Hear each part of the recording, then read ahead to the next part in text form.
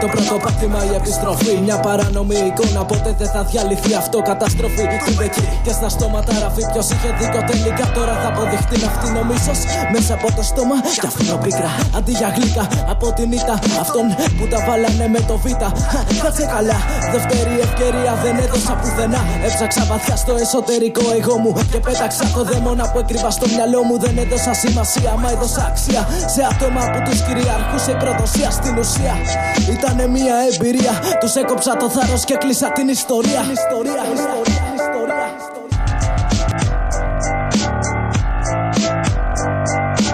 Δεν έχω δώσει το σεβασμό μου σε αυτούς που κλείνανε στην αρχή.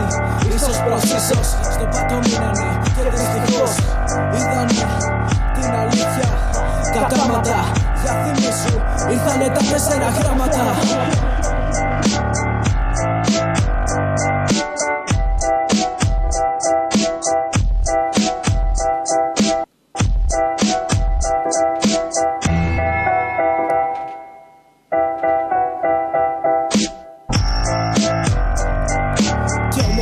Δεν έχω μάθει να φοβάμαι, πήρα ρίσκο και με το ένα μου μάτι ανοιχτό κοιμάμαι. Έχω την αιμονή να σου πω πως οι MCs έχουνε στο μυαλό κενά. Μα δεν κατάλαβαν πως αν πάρεις τη λάθος επιλογή δεν γίνεσαι σωστός.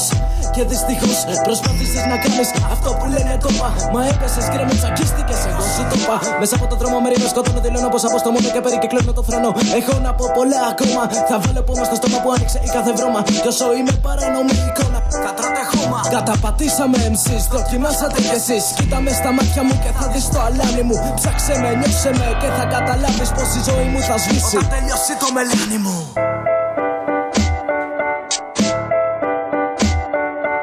Δεν έχω δώσει το σεβασμό μου σε αυτούς που κλείνανε στην αρχή. Ίσως προς ίσως στο πάτο μείνανε και δυστυχώς είδανε την αλήθεια. Κατάματα για θυμίσου ήρθανε τα 4 γράμματα.